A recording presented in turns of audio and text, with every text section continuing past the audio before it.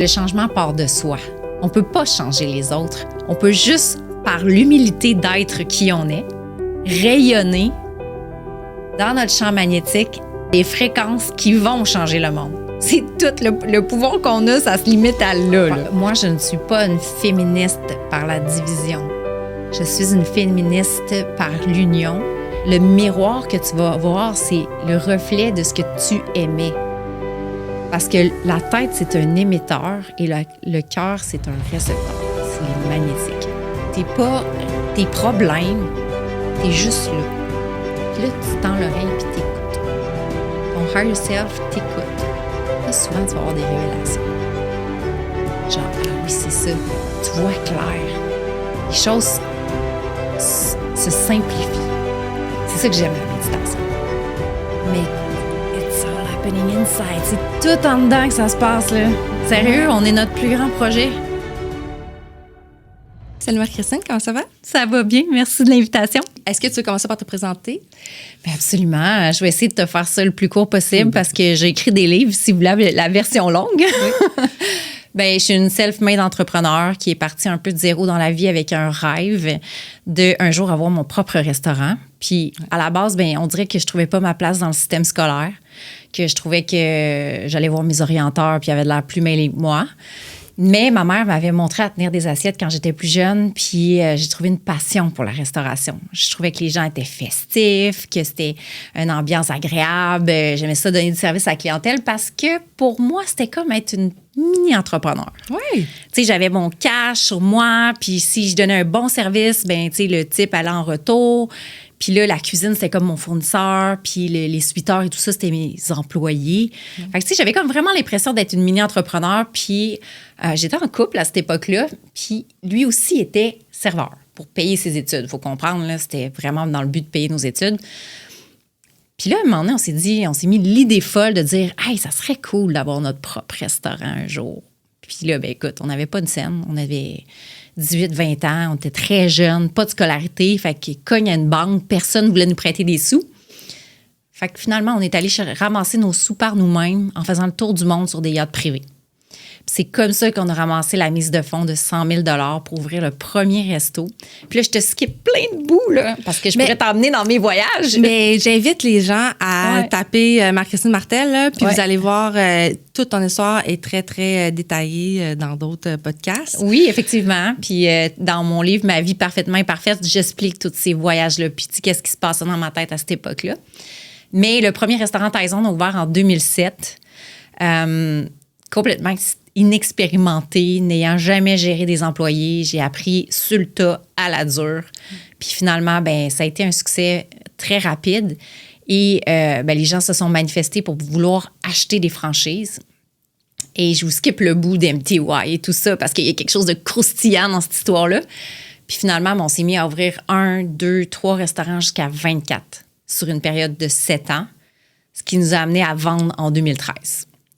Alors, j'ai vraiment le sentiment que j'étais née pour être une entrepreneur. J'ai bien de la misère à être dirigée par un patron parce que j'ai eu aussi à aller travailler quand on a vendu l'entreprise pour le franchiseur qui s'appelle le groupe MTY. Parce que là, j'avais un horaire à respecter, des budgets, tout ça. Puis c'est à ce moment-là que je tombe enceinte de ma petite fille. Et en tout cas, pour boucler la boucle de l'entrepreneuriat, je suis toujours en affaires avec mon conjoint actuel, Marc, qu'on salue d'ailleurs. Et j'ai mon agence immobilière à moi, commerciale. On fait que du commercial. Oui. Puis moi, ce que je retiens là, de ton histoire, c'est que tu ressens ta mission. Tu sais, tu la visualises, tu la ressens et tu la mets en action. Tu crées le mouvement. Ouais. Puis, tu sais, t'attires les choses. Puis, en fait, moi, je t'ai invitée au podcast. Je t'ai entendu. Et là, je suis là, oh my God, ça explique. Je trouvais que tu expliquais tellement bien la conception de la vie en quelques phrases. Je te laisserai le décrire. Mais le lien, dans le fond, c'est quoi le lien avec les menstruations pour mieux vivre les menstruations? C'est que des fois, là, dans le cycle menstruel, on a des phases, là, mettons la phase, moi, dans ma phase ovulatoire, là, tout va bien, j'ai des projets, on est créatifs ou tout ça. Et là, quelques jours plus tard, on se remet en question. Mais non, mais mon Dieu, que j'ai fait là, mais c'est une bonne idée et tout. Puis c'est juste que quand tu es bien outillé pour pour essayer de percevoir c'est quoi mon intention, c'est quoi l'intention de l'autre personne. Tu sais, des fois, notre petite voix dit « Oh non, je devrais pas aller là ». Mais pourtant, toute la société, de la conception nous dit, de la société dit « Hey, oui, il faut que tu ailles ». Tu sais. Alors là, c'est de se dire « Bon, mais qu'est-ce que je veux faire? » Puis c'est ça. Je trouve que ta conception de la vie permet de juste bien évaluer les situations par la suite. Fait que tu veux-tu le dire dans tes mots? En fait, moi, je veux commencer tout d'abord en saluant ta mission. OK? Parce que je trouve que c'est quand même courageux de prendre des sujets, pas tabous, c'est pas le bon mot, mais tu sais que c'est pas notre sujet préféré de parler de ça. Puis je pense que c'est de société. Oui. Puis je sais pas où ce que cette entrevue-là va nous mener, mais j'aimerais ça te ramener, moi, à quand j'étais petite. Puis moi, j'ai été un peu élevée dans la performance. Mon père était comme... il nous poussait beaucoup, moi puis ma petite sœur, pour devenir des guerrières. Puis ma sœur est policière aujourd'hui, puis elle est enquêteur au crime majeur. Fait que je pense qu'à travers son souci de faire de nous des femmes qui allaient être fortes dans la société, il a formé 2 petites guerrières. Mm-hmm. Et ce qui a fait aussi que moi, quand j'ai eu mes règles à cet âge-là, j'étais vieille, j'avais 14 ans parce que je m'entraînais beaucoup. Okay. J'étais fâchée. J'étais frustrée. C'était comme genre, non, tu sais, j'aurais pas à gérer ça. C'est comme si je venais de perdre quelque chose.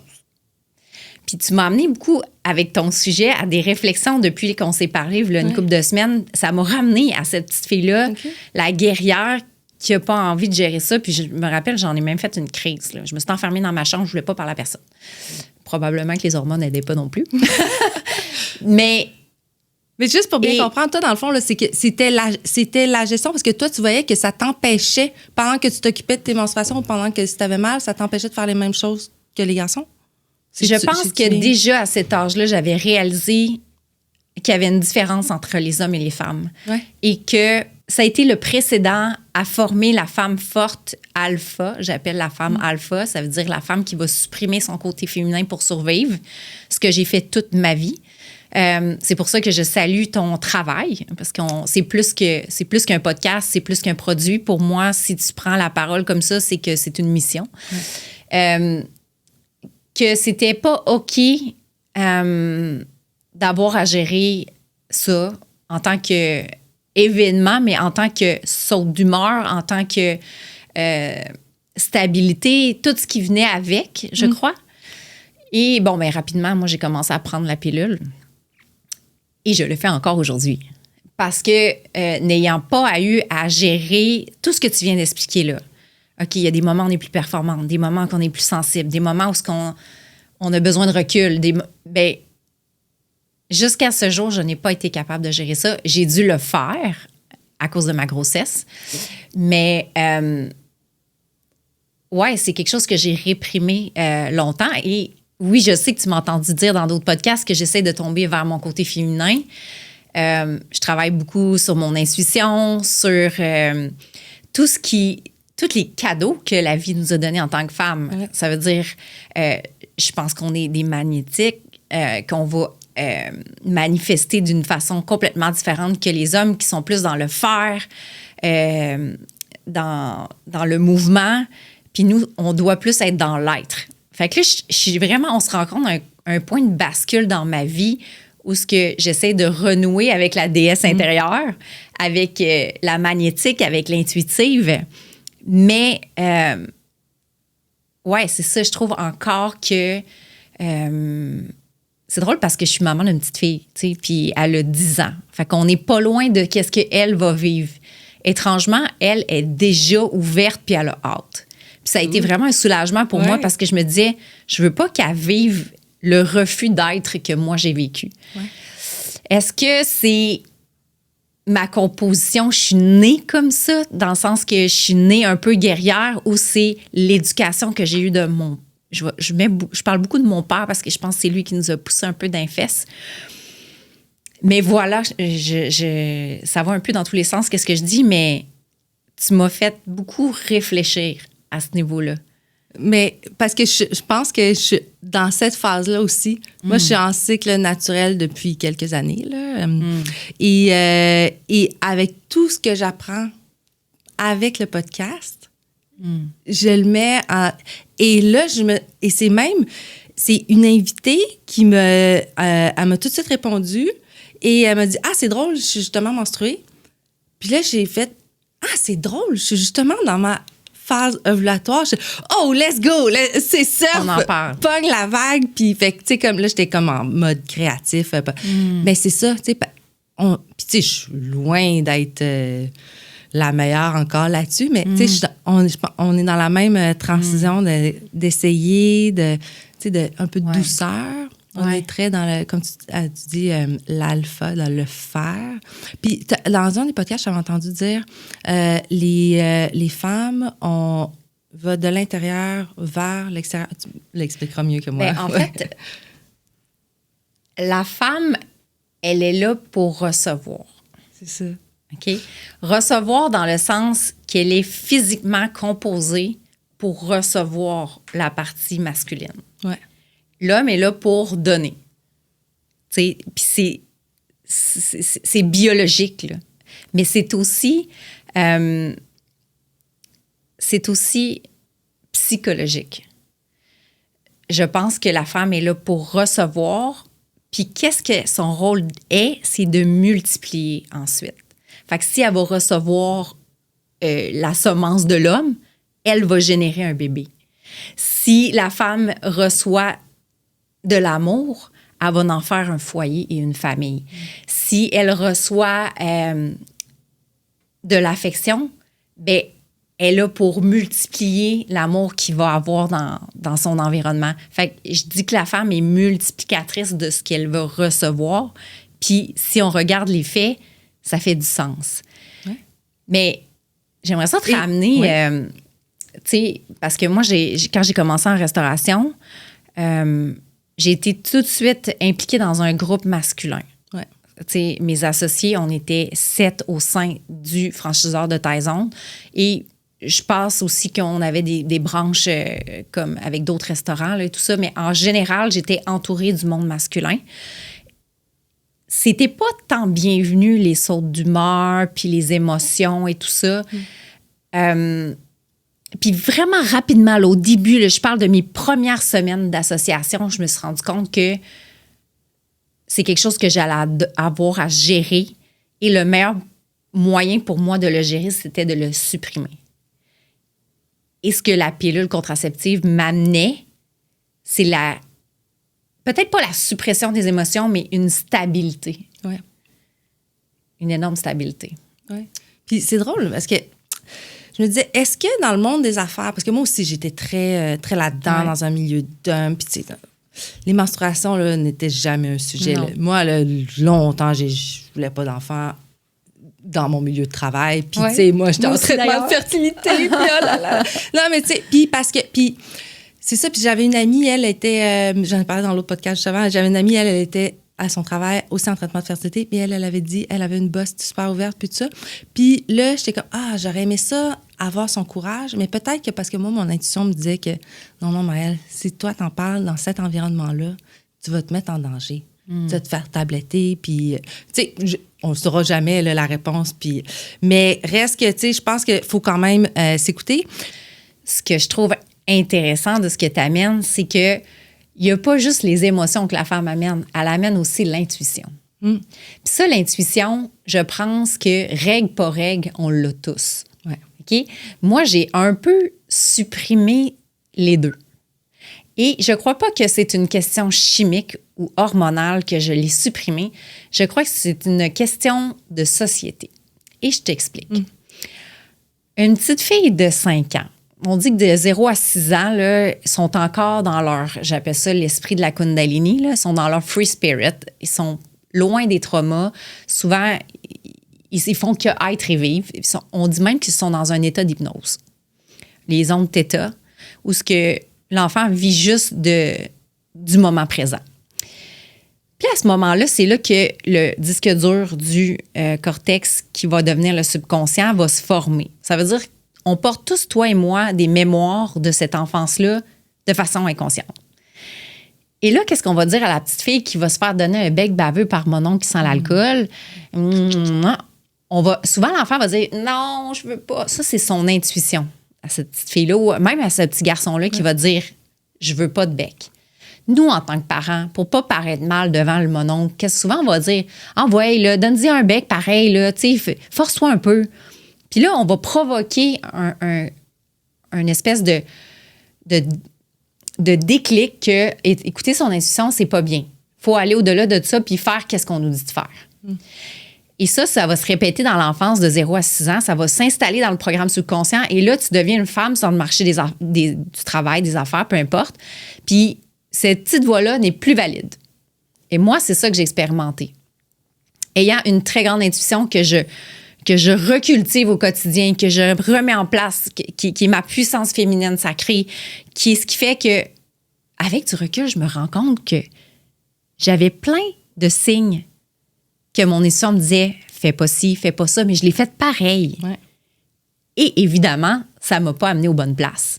Mais je pense que cette vie-là, cette incarnation-là sur cette terre, c'est pour apprendre. C'est un apprentissage. Maintenant, derrière mes 44 ans, je suis capable de me rendre compte que ce pattern-là t'est installé dans ma vie. Comment je fais maintenant pour pas le retransmettre à ma fille? Fait que, tu sais, émotion, intuition, pour moi, c'est comme des choses que j'essaie de remettre en place. Est-ce que l'émotion... Une émotion, c'est un drapeau rouge. Elle veut juste te dire quelque chose. C'est comment on va la gérer. Bon. Qu'est-ce qu'on prend le temps de dire, OK, cette émotion-là, c'est quoi le message? Bien, ça revient un peu à ce que je disais sur l'intuition, c'est qu'on a tendance à vouloir la supprimer. On ne veut pas l'écouter. Et là, ça va se manifester sur toutes sortes de formes. Moi, ça s'est manifesté sous la forme de la dépendance à l'alcool. Parce que réprimer des émotions puis des intuitions puis supprimer, ça fait que tu as pris des mauvais choix. Ça fait que quand que le drapeau sonne puis que le système d'alarme sonne, tu ne l'écoutes pas. Fait qu'est-ce que tu fais? Tu essaies de l'oublier. Puis là, tu essaies de l'oublier. Mais le drapeau ne va pas arrêter de sonner. C'est jusqu'à temps que tu décides, OK, c'est assez, ça fait plus de sens. Puis je vais l'écouter. Puis là, tu t'auto-analyses, puis tu fais comme, oh my God, j'ai fait ça toutes ces années-là. Comment je peux briser le cycle intergénérationnel avec ma fille qui va transmettre à sa fille ou à son fils, parce que j'inclus les garçons là-dedans, on a tous de l'intuition. Et que je vais aussi pardonner à la génération d'avant qui n'était pas équipée pour voir ces mécanismes-là. Parce que dans le temps, c'était un peu plus la survie, parce que mes parents sont partis de rien en vie, puis ils nous ont donné le meilleur qu'ils avaient avec ce qu'ils connaissaient. Ben c'est ça. Puis, tu sais, c'est même pas la faute à tes parents. La science n'était pas là. Tu sais, ce que tu racontes là avec les bisous du mononcle, là, ben, tu sais, en tout cas, moi, une que je pense, c'est Sarah Hamel. C'est, tu sais, l'explique. Puis il y en a d'autres là aussi, là. Mais c'est ça, plus on est éduqué, mieux on peut réagir. Puis, tu sais, comme ça, toi, tu l'as su avant, puis tu l'as pas fait subir à ta fille. Moi aussi, à ma fille, je dis, t'en veux pas, t'es pas obligé. On n'est jamais obligé. C'est drôle, l'émotion, c'est comme quelque chose qui fait vraiment partie de l'expérience humaine. Tu sais, il nous balance sur la terre avec ce phénomène-là qui s'appelle les émotions. Puis après ça, il faut apprendre à les gérer. On en a tous, on est humain, tu sais. Puis, ouais, ça fait partie de l'expérience humaine, tu sais. Mais tu veux-tu expliquer, là, justement, là, comment qu'on devrait voir la vie, les fréquences, les vibrations, l'énergie, l'échelle des émotions? Ouais. Oui, c'est tout à fait relié. Ça fait vraiment du sens. Oui, c'est ça qui m'amène, parce que c'est ça qui m'a parlé. Ça s'appelle l'échelle de conscience de Hawkins. Et ils ont mesuré, dans le fond, sur l'être humain, la fréquence vibratoire de chaque émotion. Ça part très bas, dans le sens qu'ils sont partis de quand tu te sens plus un être humain, puis moi, je la connais, cette émotion-là. On l'a tous flirté un peu avec la honte. Je pense qu'il n'y a pas plus bas que ça, que de dire « j'ai honte ». il n'y a aucun amour propre dans la honte. Là. Il n'y a pas d'accueil, il n'y a pas de compréhension. C'est je m'haïs. Et là je pense qu'il y en a comme une vingtaine là, de variations d'émotions. Et il y a un bascule qui se passe. Il y a une émotion qui fait que tu vas traverser des fréquences plus basses aux fréquences plus hautes qui s'appelle le courage. Ouais.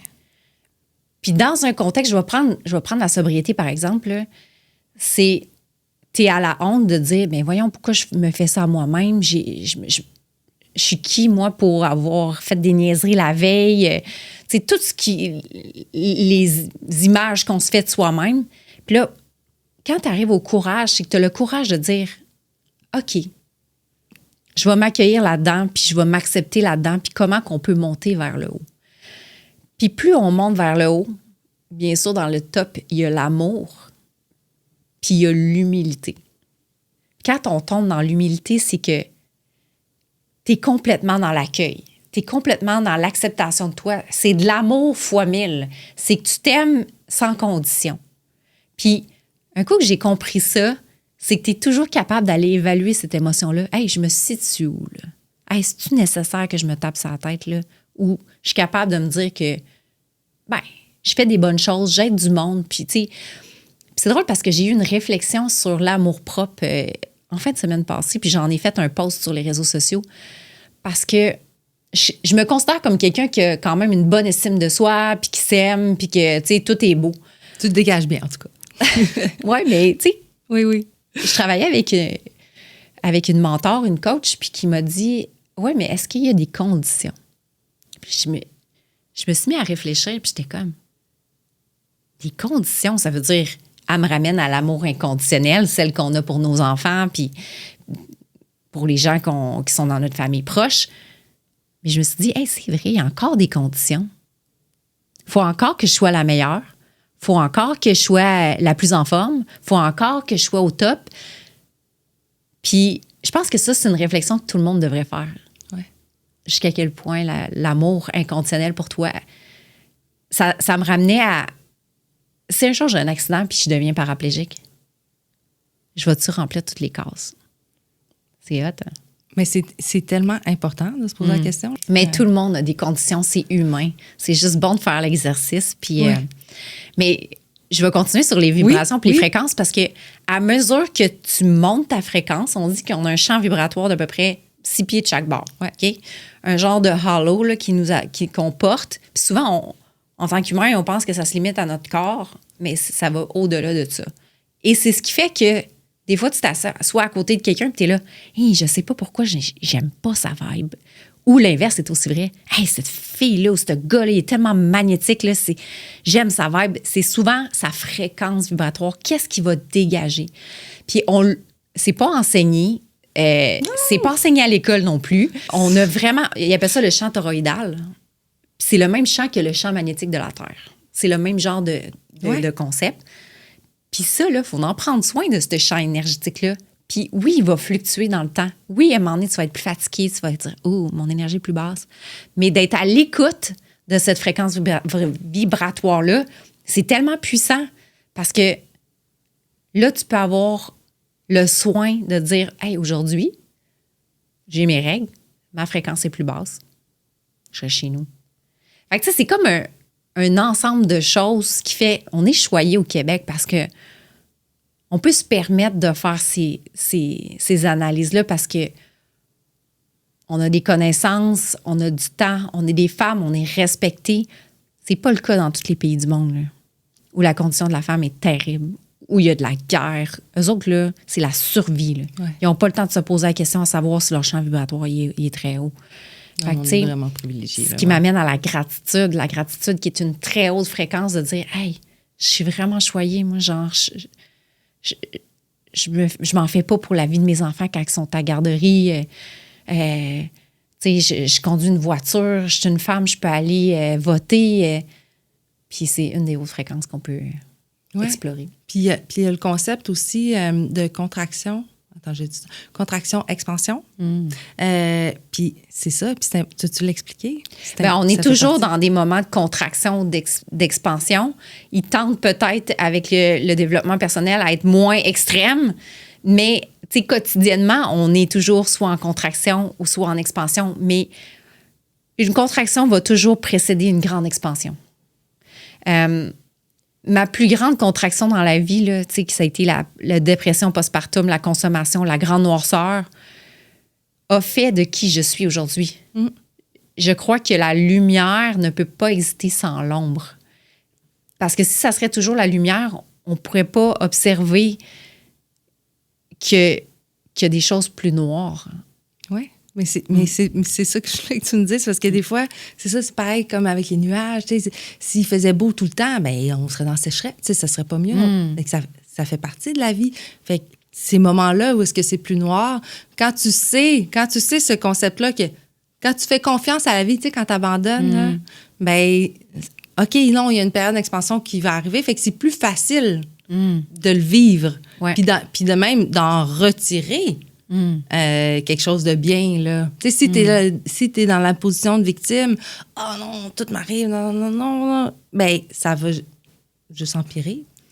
Oui, bien, les moments de contraction vont toujours venir d'une peur. Toujours. Parce qu'il y a deux grandes énergies sur la Terre. T'as la peur, t'as l'amour. Puis, ce qui découle de la peur, c'est tout des sous-catégories. Bon. Donc, le mépris. La jalousie, la haine. Mais ça fait toute partie de la peur. C'est tout issu de la peur. Ouais. Et le contraire est aussi vrai au niveau de l'amour, parce que tu as la joie, la paix, l'harmonie, tout ça. Fait que la peur d'être aimé. Ben oui, c'est ça. Fait qu'on garde ça simple. Il y a la peur, il y a la peur de ne plus être aimé, excuse-moi. Oui, mais la peur d'être aimé existe aussi. Oui, oui. Puis, quand que ça se présente, c'est qu'elle a besoin. Qu'est-ce qu'une peur a besoin? C'est d'une observation. C'est d'une écoute. Fait que quand cette contraction-là vient, c'est de déceler de quelle peur ça vient. Ça vient-tu de la peur de perdre d'identité? Ça vient-tu de la peur de ne pas être aimé? Et une peur, là, quand tu lui donnes de l'attention, c'est là qu'elle va se dissoudre. Souvent, tu vas dire, ben voyons, ça n'a pas de sens. Être peur d'être abandonné. Je serai jamais... Tu sais, tu deviens à te raisonner toi-même, puis elle va se dissoudre. Moi, ce que je faisais, et ce que la majorité de la société fait, c'est qu'on va l'éviter. On va pas l'écouter. Fait que c'est là qu'on va se tirer dans un bas fond. Parce que plus que j'ai évité cette peur-là, cette douleur-là, cette crainte-là, peu importe, plus que je l'ai consommée. Et on consomme de toutes sortes de manières, pas juste avec l'alcool. Les téléphones, c'est une des meilleures choses pour consommer une peur, même nourrir la peur. Mais tu peux consommer du sexe, tu peux consommer des vêtements, tu peux consommer du Temu, du Amazon, name it, là. Tout ce qui peut t'étourdir. Oui, puis il y en a même que c'est une consommation qu'on dit santé, mais courir 15 marathons dans ton année, c'est pas santé, là. C'est une façon de fuir quelque chose. Fait que, dans le fond, c'est juste ça, être un être humain. C'est de vivre le parcours qu'on va être là, peut-être 80, 100 ans si on est chanceux, puis de se dire comment on va pallier avec ces peurs puis cet amour-là, tout simplement. Puis maudit qu'on se complique la tête. Mais tellement, là. Puis, tu sais, une chose, tu ne l'as pas dit dans ces mots-là, mais je trouvais que ça faisait tellement sens, c'est que la vie, il faudrait percevoir ça en termes de vibration, fréquence, puis énergie. Et information, oui. Dans le fond, on est fait à 0,0000001% de matière. Le reste, quand tu regardes un atome au microscope, c'est du vide. Et qu'est-ce qu'il y a dans le vide? C'est des fréquences, puis de la vibration, puis de l'information. De là que, dans le fond, il y a la science quantique a été, qui est la nouvelle... Bien, c'est pas nouveau, là. C'est juste que les gens tentent à plus s'en intéresser, ou ce que... entre mes deux mains, là, qu'est-ce qui se passe, là? Il se passe pas rien. Parce qu'une pensée, c'est invisible. Si je rouvre ton cerveau puis tu me penses à un arc-en-ciel, je la verrai pas, l'arc-en-ciel. Mais cette information-là, elle va à quelque part, puis elle est entendue, puis elle va se matérialiser dans le monde physique. Fait que la table que tu vois là, ben c'est juste une manifestation de fréquence et de vibration qui fait que cette fréquence-là, c'est une table de bois. Puis l'être humain, on est fait pareil, de fréquence et de vibration. Et quand qu'on émet des pensées, c'est de savoir qu'est-ce que j'aimais, moi, dans l'univers. Je suis pas bonne, je suis stressée, ça marchera pas, j'aurai pas d'argent, ça va mal aller. Bien, c'est sûr que le miroir, puis ça, c'est une des théories que j'explique souvent, le miroir que tu vas voir, c'est le reflet de ce que tu aimais. Parce que la tête, c'est un émetteur et le cœur, c'est un récepteur. C'est les magnétiques. Alors, qu'est-ce que toi, dans le champ quantique, tu émets et tu reçois? Souvent, là, tu mets un miroir et tu fais comme, OK, that's it. Ouais. J'ai juste des manipulateurs autour de moi parce que je suis une victime. Quand est-ce que je vais arrêter de jouer cette victime-là? Bien, c'est quand je vais la regarder puis je vais l'observer. Puis après ça, bien, tu deviens, on appelle ça de la métacognition, c'est l'observateur de toi. C'est l'âme, en fait. Parce que entre ton mental, lui qui observe le mental, c'est quoi? C'est ton higher self. Tu vas être capable de dire, OK, mais maintenant, à partir d'aujourd'hui, je ne suis plus une victime. Ça ne prend pas de la grande psychologie pour comprendre ça. Là. Puis souvent, je dis souvent on a tout ce qu'il faut pour atteindre une certaine guérison. Il faut juste comme être l'observateur de nos comportements, de qui on est. Mais non, mais c'est ça. Puis comme tu dis, il faut le savoir. Puis c'est pour ça que je voulais que tu viennes pour nous. Parce que, tu sais, reste que même si on a tout appris ça aujourd'hui, après ça, il faut le mettre en application. Puis là, c'est là que le psychologue ou le coach peut être utile. Puis c'est pas ça qu'on dit aujourd'hui. Que c'est non, mais des fois, on n'a pas l'argent pour aller se payer un psychologue. C'est vrai. Ouais. Parce qu'il n'y en a pas sur le marché, mais on est notre corps est très intelligent. C'est fou la machine dans laquelle on habite. Là. Souvent, on va avoir mal à quelque part, puis on va aller chez le médecin, puis il va nous donner quelque chose pour le geler. Mais si tu prends le temps de l'observer, il est relié à quelque chose que tu vis, ce mal-là, où il reflète quelque chose que tu as vécu peut-être. Puis oui, je dis qu'à un moment donné, la médecine elle a besoin d'intervenir, ou oui, je dis qu'un psychologue peut être bien pour t'aider à aller chercher les réponses.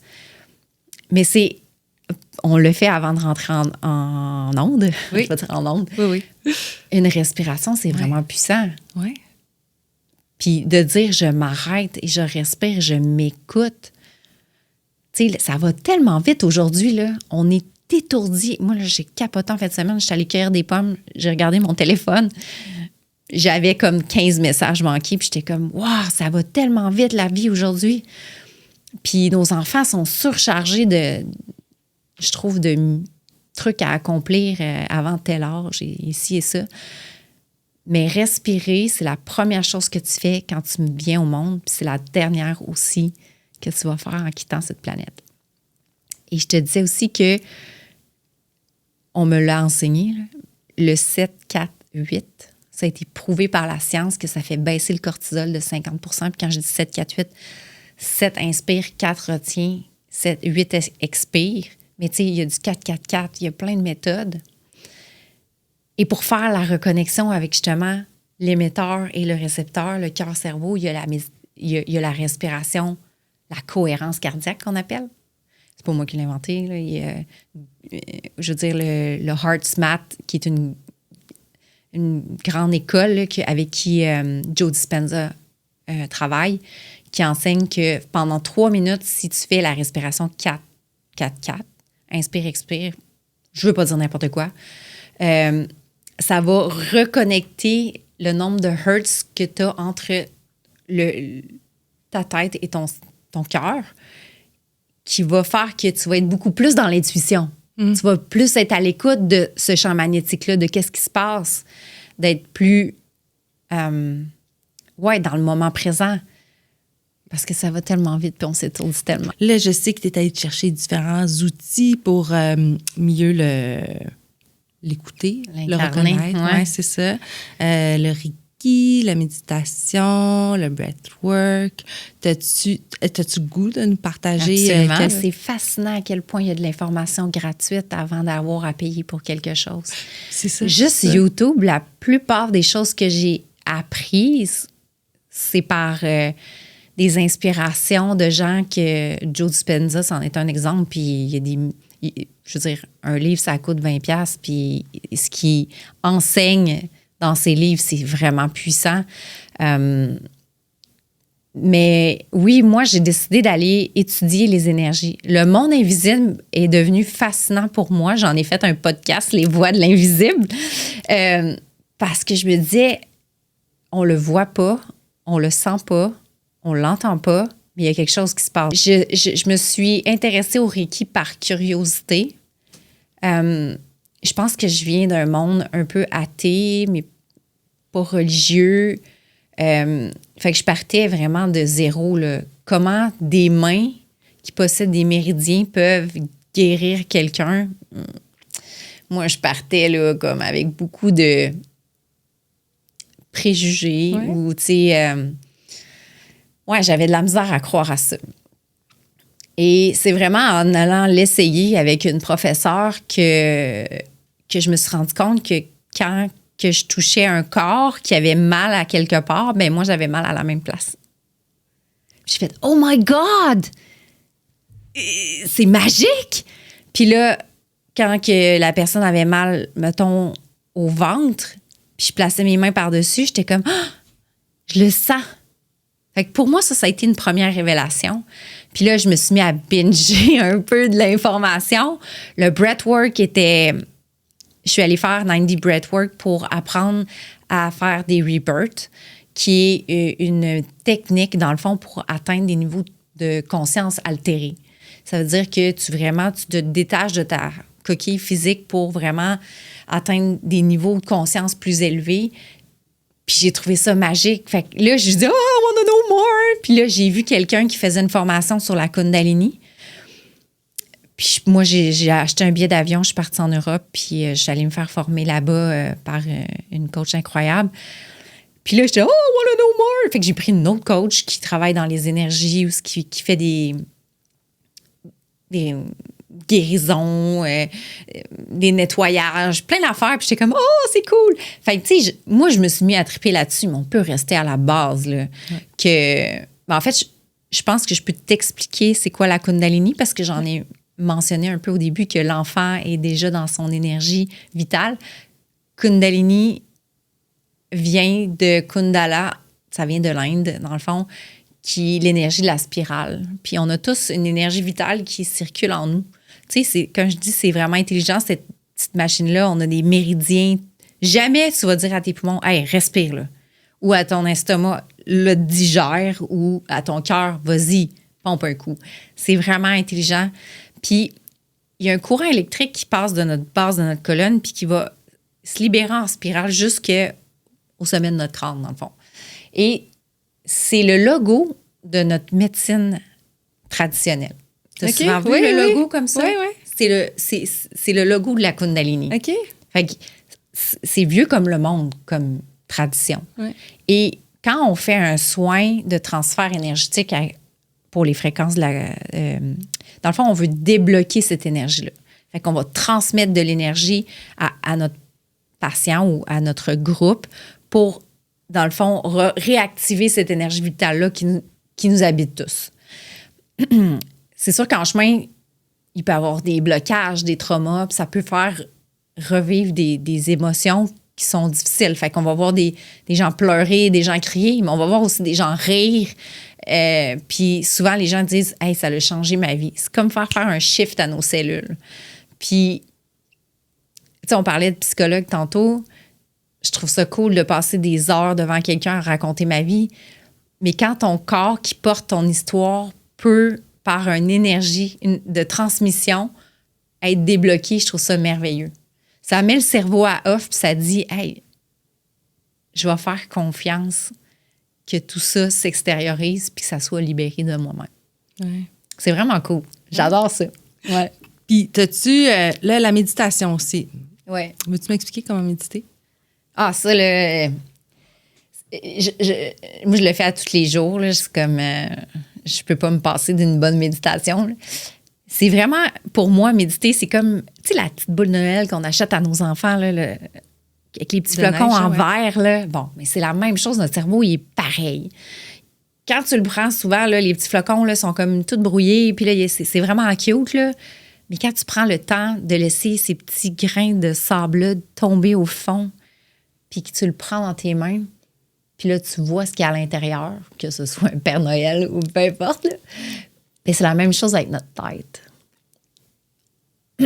On appelle ça le moment d'infusion. Ça dure à peu près 15 minutes que ces petits flocons-là descendent chez l'être humain. OK. Ça veut dire que pendant 15 minutes, ça se peut que tu penses à ta liste d'épicerie.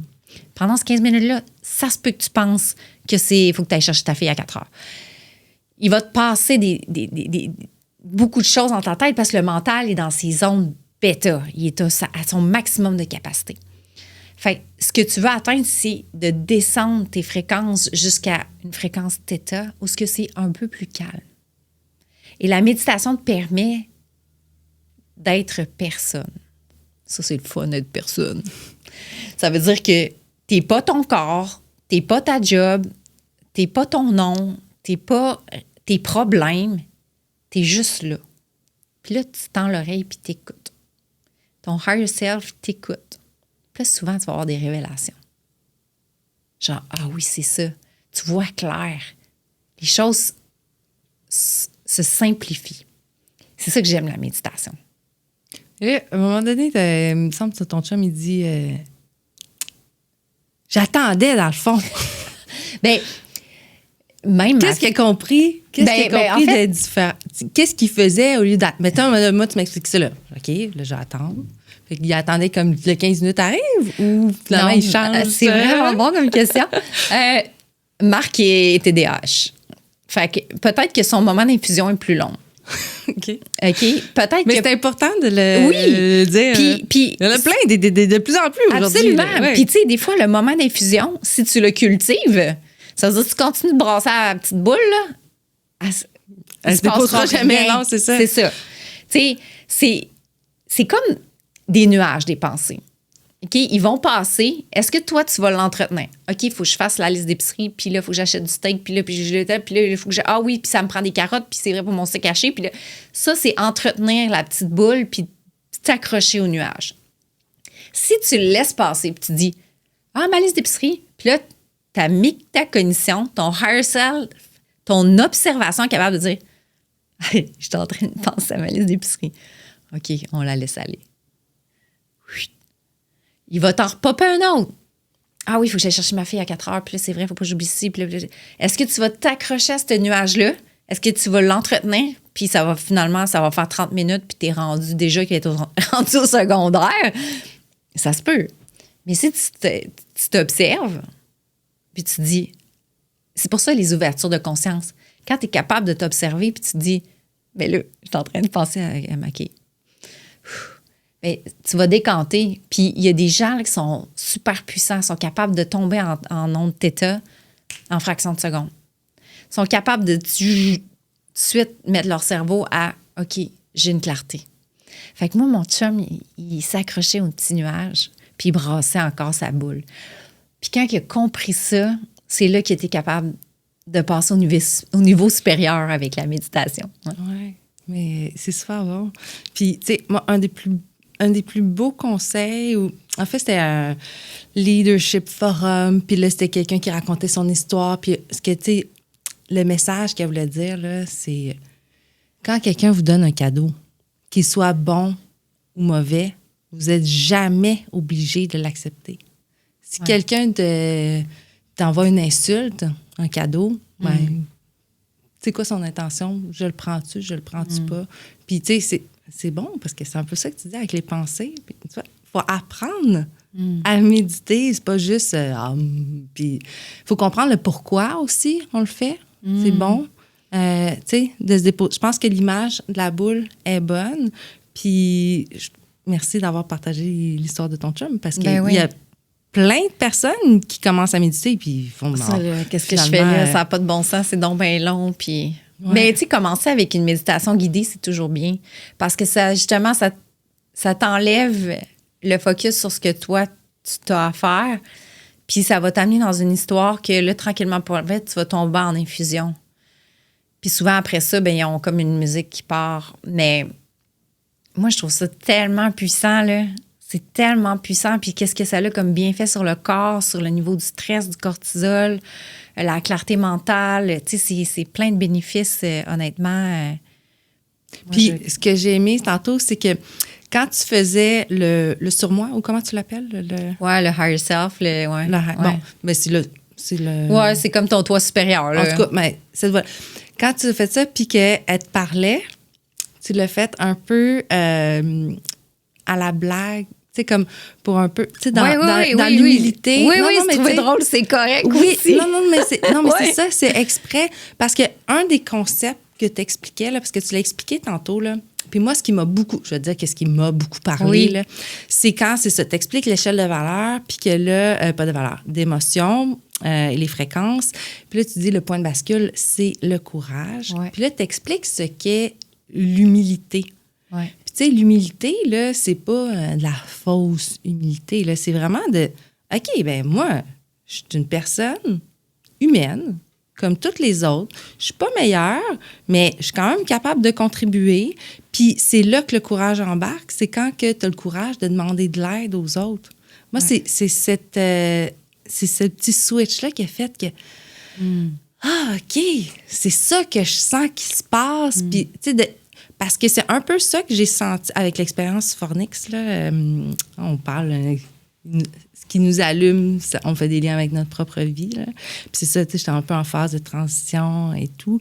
Puis c'est ça, c'est quand que c'est avec les autres, c'est en s'unissant qu'on devient plus fort. Puis je pense qu'on va y arriver, l'équité menstruelle et tout. Là.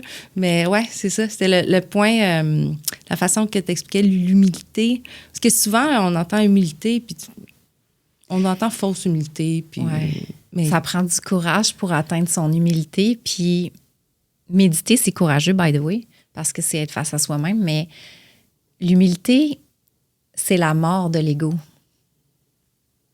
Parce que souvent, dans la vie, on a porté des masques. Le masque pour s'adapter, pour bien paraître, pour être à la hauteur, pour être one of the boys, on porte des masques. C'est normal, c'est humain. Et cet ego-là va être notre protection dans la société.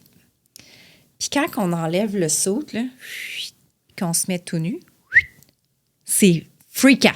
C'est très, très déstabilisant. C'est stressant. C'est épeurant. Ça prend du courage. Puis quand tu le fais, normalement, il va se passer deux choses.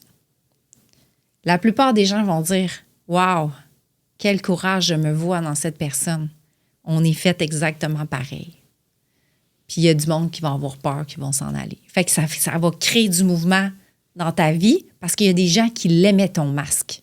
Puis ça faisait leur affaire, ton masque. Fait qu'il va y avoir les Dark Night of the Soul où ça va se scinder en deux. Tu vas perdre beaucoup de monde autour de toi puis tu vas avoir plein de gens qui vont se rallier à ça. Moi, je me reconnais dans la fille qui a eu besoin de soins hormonaux là, pour... L'hormonothérapie? Peu importe. Là, traitement de fertilité. Oui, traitement de fertilité. Toi l'humilité de le dire fait que t'aides plein de monde. L'humilité de dire, moi, j'ai eu un problème d'alcool, j'aide plein de monde.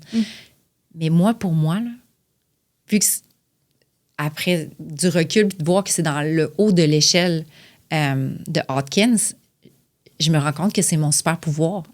Oui. C'est que ce saut-là, j'en ai plus de besoin. C'est ça. Je n'ai plus de besoin d'être la superwoman powerful, qui est hot, qui est bonne, puis qui est tough. Merci, tu m'as servi, mais j'en ai plus de besoin. Ouais. La société patriarcale, c'est quand même récent. Les femmes ont toujours été les dirigeantes, les chamanes, les guérisseuses.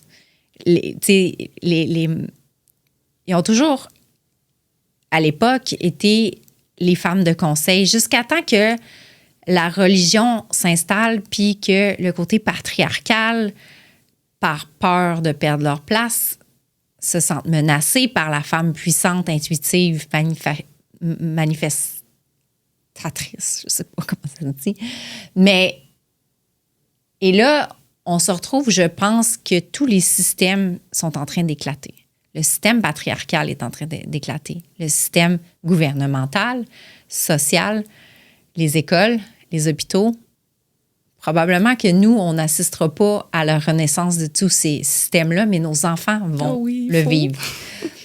Nous, je crois qu'on est la génération, toi, moi, qu'on a changé les choses par la souffrance. Je crois que nos enfants vont vivre autre chose, mais qu'on est en chiffre de conscience planétaire. Et nous, on est des actrices du chiffre de conscience. Tu sais, nous, on est un glimpse. 80-100 ans sur l'existence de la planète, c'est rien. Là. On n'est rien. Là. Mais on va avoir participé à la hauteur de notre existence. Probablement qu'on ne changera pas la société au complet, mais c'est que par des actions comme tu fais, comme moi qui a le courage de prendre le micro, qu'on va amener notre graine de changement parce que le changement part de soi. On ne peut pas changer les autres. On peut juste, par l'humilité d'être qui on est, pour te ramener à l'humilité, rayonner dans notre champ magnétique des fréquences qui vont changer le monde. C'est tout le pouvoir qu'on a, ça se limite à là. Ouais. Puis, ouais, je pense que nos sociétés auraient grand avantage à rééquilibrer les choses. Je sais pas, moi, je ne suis pas une féministe par la division. Je suis une féministe par l'union. Et c'est pour ça que dans mon couple, parce que c'est le seul pouvoir que j'ai, de rayonner quelque chose qui va être un exemple pour ma fille, d'expérimenter ce recalibrage par Marc en lui redonnant son pouvoir masculin, en m'assoyant un petit peu plus dans mon féminin et en partageant nos expériences qu'on peut changer le monde. Oui. Puis, tu sais, il y a un exemple aussi que tu dis, là, l'affaire des chandelles. Là. Oui. Puis, tu sais, je te laisse... Bien, l'histoire des chandelles, c'est pas venu de mon cru. c'est venu de quelqu'un qui me partageait, puis je trouvais ça bon. Fait que, Sarah Roussel? Oui, c'est Sarah qui me l'a dit. Oui. Sarah, qui est l'animatrice de Femmes d'influence, qu'on salue. Certain, c'est grâce à elle que je t'ai découvert. Oui, merci, Sarah. Oui. Puis avant l'entrevue, elle m'a dit, ce week-end, je suis allée avec ma petite fille dans un mariage, je crois, ou un enterrement, en tout cas, peu importe. Puis elle lui a donné une chandelle, puis elle s'est allumée une chandelle, puis ils ont collé leur chandelle ensemble pour faire une plus grande flamme. Et c'est là ça lui a permis d'expliquer à sa petite fille, toute jeune, là, qu'un couple, c'est plus fort quand leurs flammes se mettent à deux. Et ouais, notre société, notre éducation a divisé ça un peu où la femme doit travailler, être indépendante, 50-50. Moi, je crois pas à ça. Moi, je crois que le couple, c'est une équipe. Puis ça se peut que des fois, il y en a un qu'il faut qu'il se retire pour donner la place à l'autre et vice-versa. T'sais. C'est où tu vas aller chercher ton équilibre. C'est pas une compétition, un couple. Mais my God, moi, je vois dans la société... Puis heureusement, j'ai pas eu ce modèle-là. Moi, mes parents ont été un couple modèle à ce niveau-là, où ce qui était une équipe. Ma mère arrêtait de travailler parce que nous, dans ce temps-là, il n'y avait pas les congés maternité. Mon père travaillait plus fort, tu sais. Puis c'est ça, c'est un team. La femme, c'est un vortex. À cause qu'on porte l'utérus, je crois qu'on est connecté directement à la source. On est un portail de création. On fait quand même un être humain à même notre propre corps. Et ça, c'est très puissant. Et c'est très menaçant aussi. Alors, souvent, les guérisseuses, on les a appelées les sorcières. On a voulu les démoniser parce que dans leur portail de création, ils ont su guérir par les plantes médicinales, par les soins Reiki, Et là, la médecine moderne a voulu prendre le dessus, pas juste la médecine moderne, toute la génération patriarcale pour éteindre ça de la femme. Et je crois que c'est là la division qu'on vit en ce moment. Et j'espère qu'avec de se réapprivoiser, ça va aider les choses. Malheureusement, ce que j'observe dans le monde, c'est qu'on régresse. Tu sais, le droit à l'avortement a été enlevé dans plusieurs États, aux États-Unis. Certains pays musulmans où les femmes n'étaient pas en obligation de porter le voile sont rendus dans l'obligation de le porter. Tu sais, je trouve qu'on fait des pas en arrière. On ne réglera pas l'histoire de cette planète en un podcast. Non. Mais c'est bien d'en parler puis de lever les débats. Merci, Marie-Christine, pour ton partage. Merci de l'invitation. C'est vraiment une bonne personne. Puis merci de nous avoir expliqué les concepts. Je pense que de là, ça peut nous donner des outils. Puis dans les podcasts aussi, tu dis que c'est 80% à l'intérieur de nous, 20% à l'extérieur. À nous de reprendre le pouvoir. Oui, c'est ça. Souvent, on a tendance à vouloir travailler à l'extérieur de nous. Mais it's all happening inside. C'est tout en dedans que ça se passe, là.